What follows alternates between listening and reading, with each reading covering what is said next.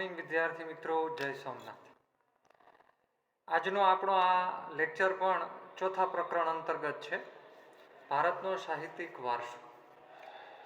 આ પાઠનો આપણો આ છેલ્લો લેક્ચર છે અને આ લેક્ચરમાં આપણું આ પ્રકરણ પૂરું કરશું. આપણે આગળના લેક્ચરમાં આપણે જુદા જુદા સાહિત્યની વાત કરતા હતા. એમાં પ્રાચીન સાહિત્યની વાત કરી, પ્રાચીન સાહિત્યમાં જુદા જુદા બીજા સાહિત્યની વાત કરી, પછી મધ્યયુગના સાહિત્યની વાત કરી. મધ્યયુગમાં શરૂઆતનું સંસ્કૃત સાહિત્ય, તમિલ સાહિત્ય, કન્નડ સાહિત્ય, ગુજરાતી સાહિત્ય અને મુઘલ સાહિત્ય, ફારસી સાહિત્ય, ઉર્દુ સાહિત્ય. હવે મધ્યયુગમાં આપણે આખો સમગ્ર જે પ્રશ્ન છે એની વાત આપણે આગળની સ્લાઇડમાં જોઈએ. વિદ્યાર્થી મિત્રો, મધ્યયુગના સમગ્ર સાહિત્યમાં મોટો પ્રશ્ન જો તમને પૂછે તો તમે આ રીતે લખી શકો છો. બહુ સરસ મજાનો પ્રશ્ન અહીં આપ્યો છે. મેં બહુ વ્યવસ્થિત રીતે તમને તૈયાર કરીને અહીંયા મૂક્યો છે. 5 માર્કમાં કદાચ પ્રશ્ન પૂછે તો આપણે, અથવા 3 માર્ક્સમાં પ્રશ્ન પૂછે તો આપણે કેવી રીતે લખવું. આગળ જે અલગ અલગ જે નાના પ્રશ્નોના મુદ્દા પાડીને તમને બતાવ્યું એ અહીં સળંગ પ્રશ્ન મેં બનાવી દીધો છે. ફરી પાછી ઝડપથી ચર્ચા કરીએ. આપણે મધ્યયુગના આરંભમાં ઉત્તર ભારતમાં સંસ્કૃત ભાષામાં સાહિત્ય હતું. આ યુગમાં અપભ્રષ્ટ ભાષામાંથી આધુનિક ભાષાનો, નવી ભાષાનો ઉદ્ભવ થયો, વિકાસ થયો. મુઘલ સલ્તનતની પહેલાની વાત કરીએ તો મધ્યયુગ દરમિયાન દ્રવિડ કુળની ભાષાઓમાં બહુ સારું અને અદ્ભુત તમિલ સાહિત્ય લખાણું. સમગ્ર સમય દરમિયાન મધ્યયુગની અંદર તેલુગુ ભાષામાં રામાયણ, મહાભારતનું ભાષાંતર થયું. એટલે જે સંસ્કૃતમાં હતા એને રામાયણ કે તેલુગુ ભાષામાં ભાષાંતર કરવામાં આવ્યું. વિદ્યાર્થી મિત્રો, વિજ્ઞાનના કેટલાક, વ્યાકરણના કેટલાક ગ્રંથો જે હતા એ ગ્રંથોને પણ, લૌકિક અલૌકિક જે ગ્રંથો હતા એને પણ આ તમિલ તેલુગુ ભાષામાં અનુવાદ કરવામાં આવ્યો. મધ્યયુગમાં મલયાલમ ભાષા એક નવી ઊભી થઈ. દ્રવિડ કુળમાં 4 ભાષા વાત કરી ગયા, તમિલ, તેલુગુ, કન્નડ અને મલયાલમ. એ મલયાલમ ભાષામાં પણ સાહિત્ય રચાણું. દિલ્હીના સલ્તનત કાળ દરમિયાન હિન્દી ભાષાના 2 સ્વરૂપો, વ્રજ હિન્દી, ખડી બોલી હિન્દી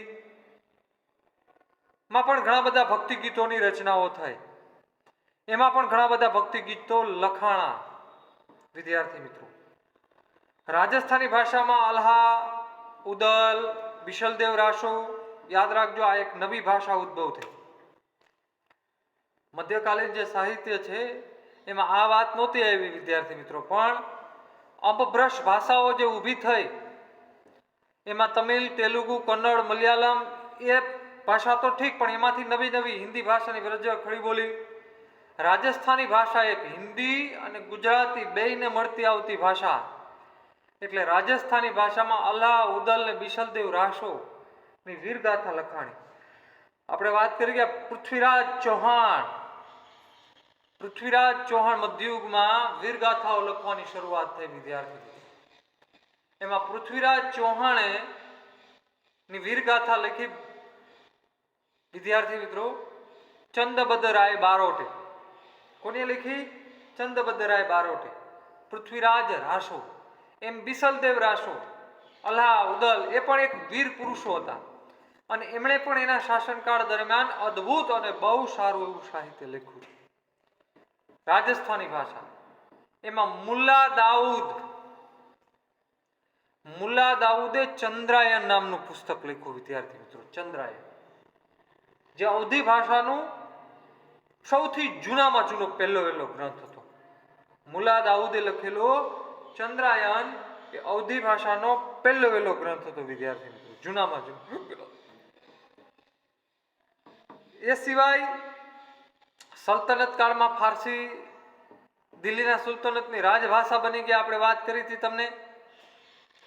અને તેના સાહિત્યની અસરરૂપે અનેક ફારસી શબ્દોનો ભારતીય ભાષામાં ઉમેરો થયો. ફારસી શબ્દો વાપરતા થઈ ગયા આપણે. કબીર જેવા ભક્તિમાર્ગના અનેક સંતોએ લોકભાષામાં ઉપદેશ આપવા માટે કબીરના દોહરા એના લોક સાહિત્ય તરીકે ખૂબ જાણીતા બન્યા. એમાં કબીરની રચનાઓમાં મુખ્યત્વે સંધુકડી આપણે વાત કરી ગયા હતા તમને આગળના લેક્ચરની અંદર. સંધુકડી જે એની જે નવી ભાષા એટલે પ્રાકૃત ભાષા ગણતા હતા એનો ઉદ્ભવ થયો. આ સમયમાં અવધી ભાષામાં મલિક મોહમ્મદ જાયસી, હમણાં તમને કીધું આપણે મુલા દાઉદ, એને ચંદ્રાયન પહેલો લખ્યો. પરંતુ એ ઉપરાંત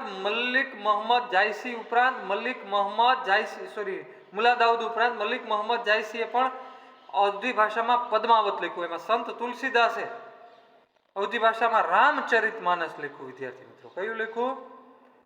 રામચરિત માનસ લખ્યું. બંગાળના સુલતાનોએ પણ પ્રોત્સાહન મળ્યો. એને પણ પોતાના રાજ્યની અંદર ઘણા બધાને ટેકો આપ્યો, અંદર સમાવ્યા. એમાં બંગાળના મહાન સંત, મહાન લેખક, મહાન કવિ કુતુવાસ, આ કુતુવાસે બંગાળની અંદર એમણે વિદ્યાર્થી મિત્રો રામાયણ લખી. શું લખ્યું? રામાયણ. કવિ ચંડીદાસે પણ ઘણા બધા ગીતો લખ્યા. સંત ચૈતન્ય મહાપ્રભુ, નામ સાંભળ્યું હશે તમે, બંગાળમાં થઈ ગયા ચૈતન્ય મહાપ્રભુ. જેમ આપણા ગુજરાતની અંદર નરસિંહ મહેતા ને મીરાબાઈ થઈ ગયા, એમ બંગાળની અંદર ચૈતન્ય મહાપ્રભુ નામના મહાન ભક્તિ કવિ થઈ ગયા. એણે પણ ભક્ત ગીતો બહુ સારા બંગાળી ભાષાની અંદર લખ્યા. ફરી પાછા આપણે ગુજરાતની વાત તરફ આવીએ તો ગુજરાતમાં નરસિંહ મહેતા ગુજરાતી ભાષામાં અને નામદેવ તથા એકનાથે મરાઠી ભાષામાં તેમજ મીરાબાઈ રાજસ્થાની ભાષામાં ગુજરાતીમાં ભક્ત કવિ ભક્તિ ગીતો લખ્યા. પદો, ગરબાઓ, કાવ્યો, આખ્યાનો, પ્રભાતિયા, બહુ સારી એવી રચનાઓ લખી. નામદેવ અને એકનાથ એની મરાઠી ભાષામાં લખ્યું છે. નરસિંહ મહેતાએ ગુજરાતીમાં, કુતુવાસે બંગાળીમાં, હમણાં તમને કીધું મીરાબાઈ રાજસ્થાન અને ગુજરાતી બેયમાં લખેલું છે. કાશ્મીરમાં જેનુ અલબદીન નામના મહાન રાજા હતા. એમને પોતાના આશ્રયની અંદર મહાભારત અને તરંગણી જેવા ગ્રંથો હતા, એનો સંસ્કૃતમાંથી ફારસી ભાષામાં અનુવાદ કર્યો. વિજયનગરના મહાન સમ્રાટ કૃષ્ણદેવરાય, આપણે આવશે આગળ હમ્પી, એમના જે સ્થાપત્ય છે અદ્ભુત છે. પરંતુ એ પણ એક સારા એવા કવિ હતા. એને આમુક્ત માલ્યદા નામનો ગ્રંથ લખ્યો છે કૃષ્ણદેવરાય, સંસ્કૃતની અંદર બહુ સરસ લખ્યો. આ કવિઓ, લેખકો ભારતની અંદર મધ્યયુગની અંદર થઈ ગયા છે. મધ્યયુગની અંદર બેને ઉત્તમ, સારો અને અદ્ભુત ફાળો આપ્યો છે. હવે સાહિત્યની વાત કરીએ આપણે.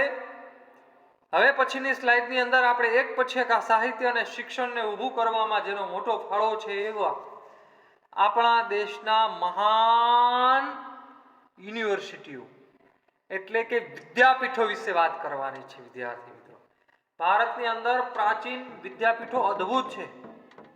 નાલંદા, તક્ષશિલા, વિક્રમશિલા અને વારાણસી અદ્ભુત. વલ્લભીપુર અદ્ભુત છે કે જેણે ભારતના ઇતિહાસને ઘડવામાં, જેને ભારતની અંદર એક પ્રકારની અદ્ભુત શિક્ષણ પ્રણાલી દાખલ કરવામાં બહુ મોટો ફાળો આપેલો છે. વાત કરીએ આપણે એક પછી એક વિદ્યાર્થી મિત્રો. એમાં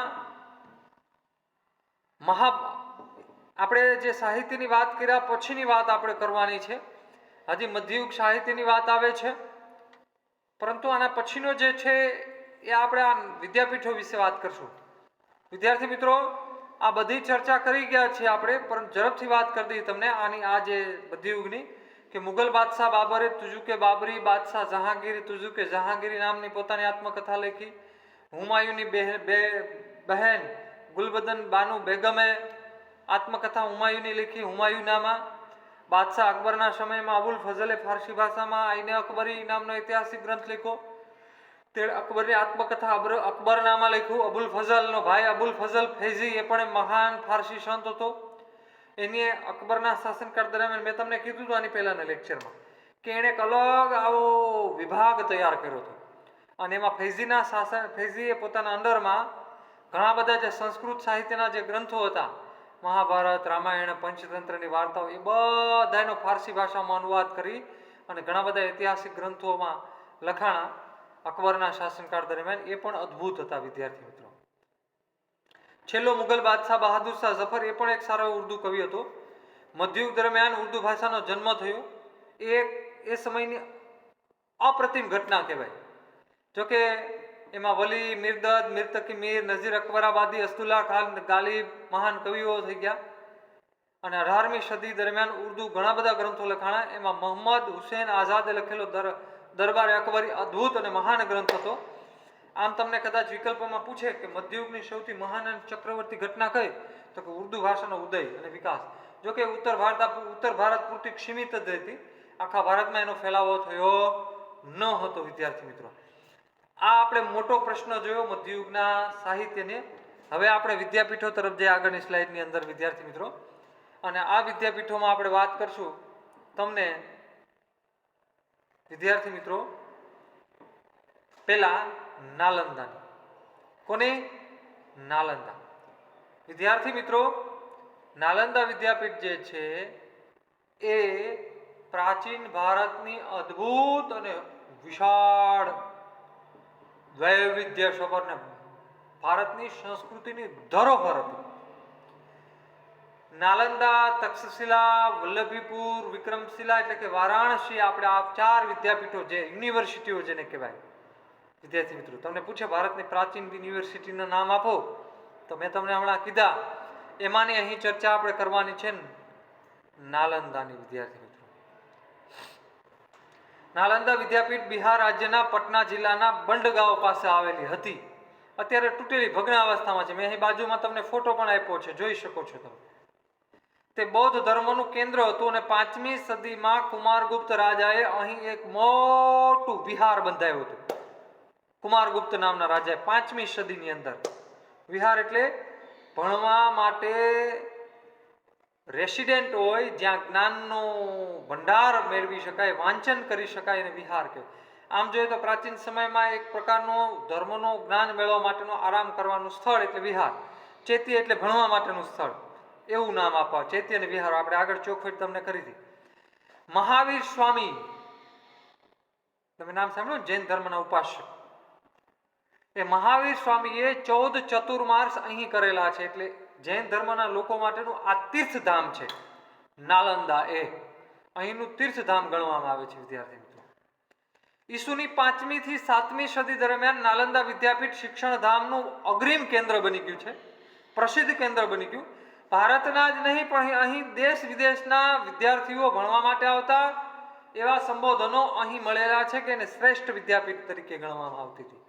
વિદેશના માણસો, જેમ અત્યારે આપણે બધા કહીએ છીએ ને કે મારે ન્યુઝીલેન્ડ જવું છે, મારે અમેરિકા જવું છે, મારે જાપાન જવું છે ભણવા, એમ પ્રાચીન સમયની અંદર નાલંદામાં ભણવા આવતા હતા વિદેશના વિદ્યાર્થીઓ. આ વિદ્યાપીઠમાં હજારો હસ્તલિખિત ગ્રંથોનો અમૂલ્ય વારસોનો ભંડાર છે. અહીં વિશ્વના શ્રેષ્ઠતમ ગણાય તેવા ગ્રંથાલયો હતા, પુસ્તકાલયો હતા. અહીંનો ગ્રંથાલયનો જે વિસ્તાર હતો, યાદ રાખજો વિદ્યાર્થી મિત્રો, અહીં મેં આપેલું છે, પીળી પેનથી હાઇલાઇટ કર્યો છે. ગ્રંથાલયનો જે વિસ્તાર કહેવામાં આવતો હતો એને ધર્મગંજ તરીકે ઓળખવામાં આવતો હતો. 7મી સદીમાં મહાન ચીની પ્રવાસી, યાદ રાખજો વિદ્યાર્થી મિત્રો, 7મી સદીમાં મહાન ચીની પ્રવાસી યુઆન સાંગ આ વિદ્યાપીઠમાં રહી બૌદ્ધ ધર્મનો ખૂબ અભ્યાસ કર્યો, શાસ્ત્રોનો ઊંડો અભ્યાસ કર્યો અને પોતે પાછો ચીન ગયો. ત્યારે પોતાની હારે 657 જેટલી હસ્તલિખિત ગ્રંથો, પુસ્તકો સાથે લઈ ગયો હતો. આપણા અહીંથી બૌદ્ધ ધર્મનો અભ્યાસ કરીને એ પછી ગયો હતો. 7મી સદીની અંદર એ આવ્યો હતો. અહીંયા નાલંદા વિદ્યાપીઠમાં 7 મોટા ખંડો હતા. તેમાં આશરે 300 વ્યાખ્યાન ખંડો હતા. 300 વ્યાખ્યાન ખંડો હતા. વિદ્યાર્થી મિત્રો, વિદ્યાર્થીઓને રહેવા માટેના મઠો હતા. વિદ્યાર્થીઓના નિભાવ અને એને ખાવા પીવાની, રહેવા માટેનો તમામ ખર્ચો દાનમાંથી મળેલી રકમ, આવકમાંથી મળતા હતા. એ દાનમાં મળેલા ગામ દાનમાં આપી દેતા હતા રાજા રજવાડા એમાંથી જે આવક મળે એ તમામ આવકને વિદ્યાર્થીઓના રહેઠાણ, ભોજન અને ભણવા માટેનો, વસ્ત્રો માટેનો વિનામૂલ્ય ખર્ચો પૂરો પાડવામાં આવતો. મફત, ફ્રી. રાજા મહારાજાઓ છે એ ગામ દત્તક દઈ દેતા કે એટલા ગામ આ વિદ્યાપીઠના, એમાંથી જે કાંઈ આવક થાય એ બધા દ્વારા આ વિદ્યાપીઠ નભતી હતી. લગભગ 700 વર્ષ સુધી દેશ અને પ્રદેશમાં 700 વર્ષ સુધી આ વિદ્યાપીઠે જ્ઞાન આપવાની અખંડ જ્યોત ફેલાવી છે. ભારત એકમાં નહીં, વિદેશોમાં પણ. વિદ્યાર્થી મિત્રો, નાલંદા વિદ્યાપીઠના આજે પણ તૂટેલી અવસ્થાના ભવ્ય અવશેષો મળી આવે છે, જે પ્રાચીન સમયની આપણી સંસ્કૃતિના ઉદાહરણ આપણને બતાવે છે. વિદ્યાર્થી મિત્રો, હવે એના પછીની વિદ્યાપીઠની આપણે વાત કરીએ વિદ્યાર્થી મિત્રો, તો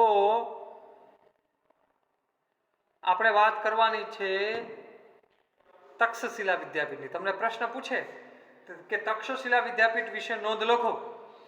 તક્ષશિલા વિદ્યાપીઠ એ પણ ભારતની પ્રાચીન વિદ્યાપીઠોમાં એનું શ્રેષ્ઠ નામ છે. મેં તમને ચાર કીધી, ચાર વિશે આપણે ભણવાનું.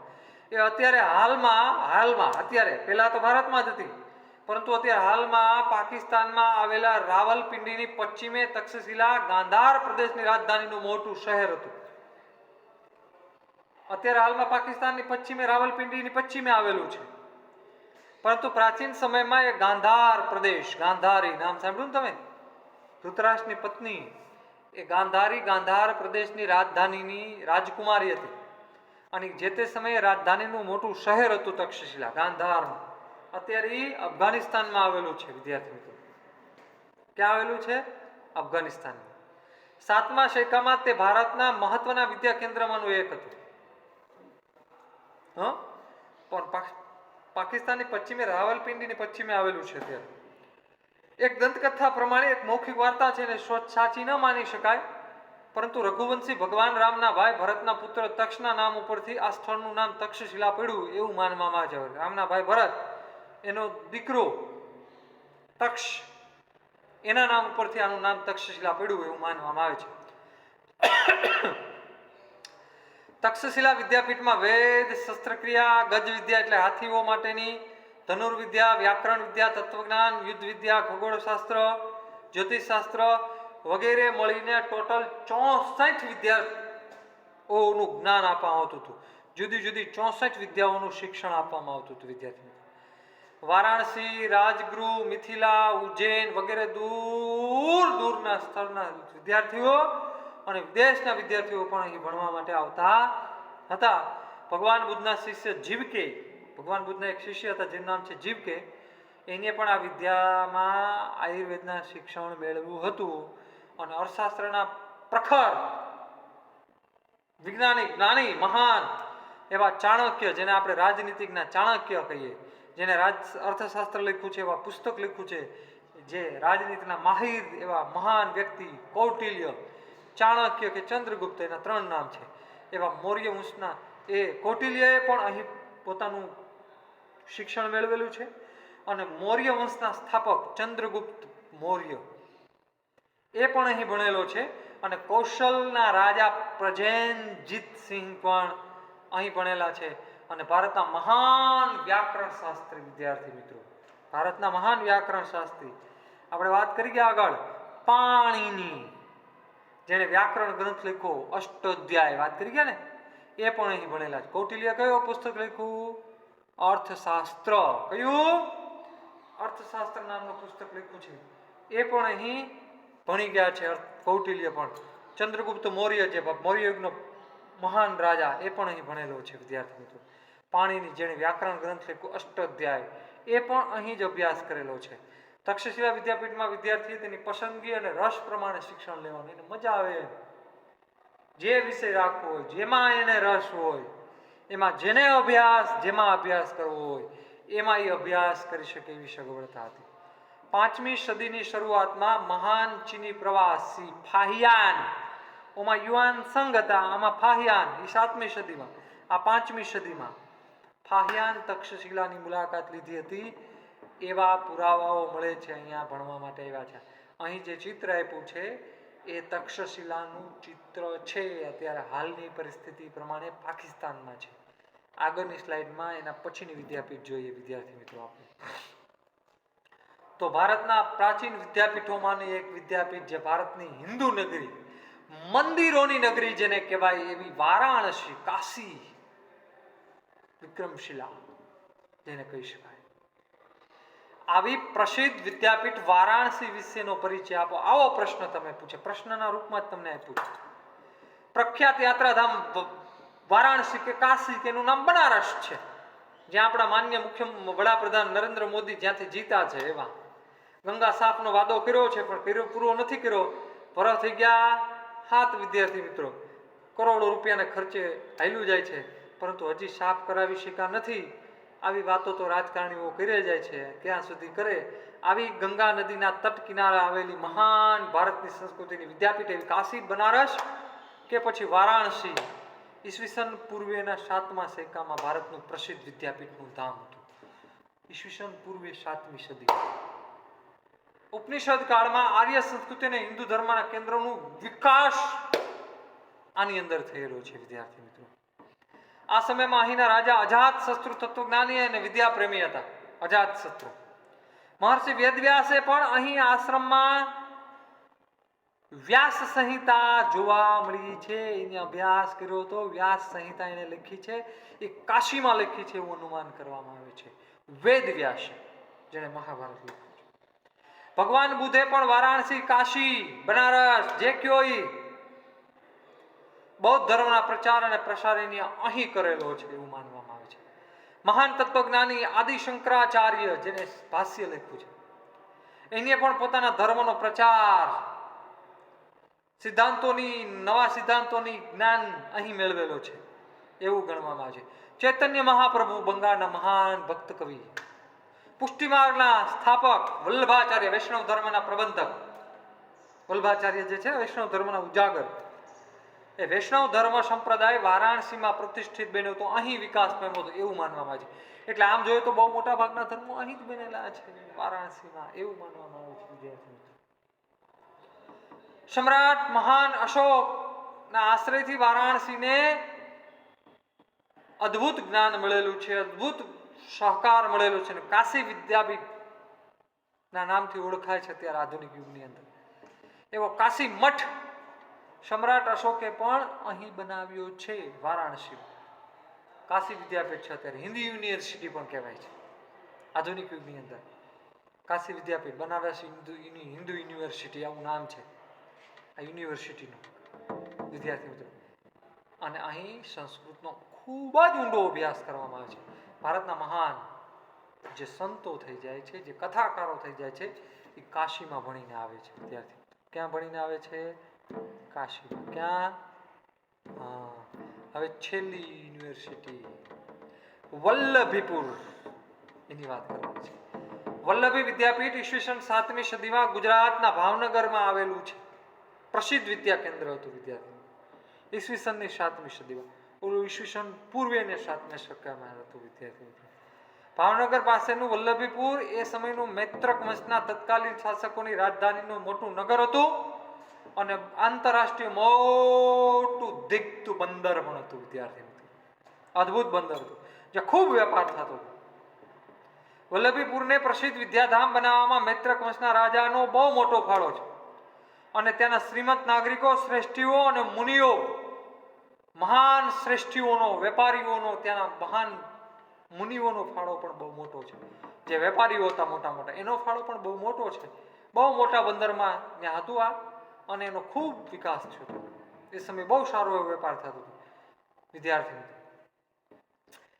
વલ્લભીપુરના જે મૈત્રક રાજાઓએ બહુ મોટો ફાળો આપ્યો હતો. એ વિદ્યાપીઠના મોટા આશ્રયદાતા હતા, તમામ પ્રકારની મદદ કરતા હતા, એને ચલાવતા હતા, દાન આપતા હતા.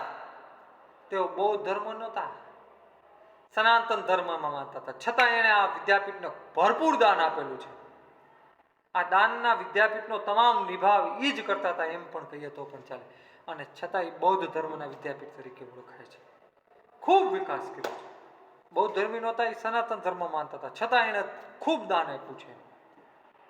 વલ્લભી વિદ્યાપીઠમાં હજારો બૌદ્ધ સાધુઓ અને બ્રાહ્મણ વિદ્યાર્થીઓ દેશ વિદેશમાંથી ભણવા માટે આવતા હતા, અભ્યાસ કરવા માટે આવતા હતા, ઉચ્ચ અભ્યાસ કરવા માટે આવતા હતા. એ સમયની વલ્લભી વિદ્યાપીઠ બૌદ્ધ ધર્મના હિનયાન પંથનું કેન્દ્ર હતું. બે પક્ષ પડી ગયા હતા બૌદ્ધ ધર્મમાં, હિનયાન અને મહાયાન. એમાં આ વલ્લભીપુર જે હતું એ હિનયાન પંથનું મોટું કેન્દ્ર હતું.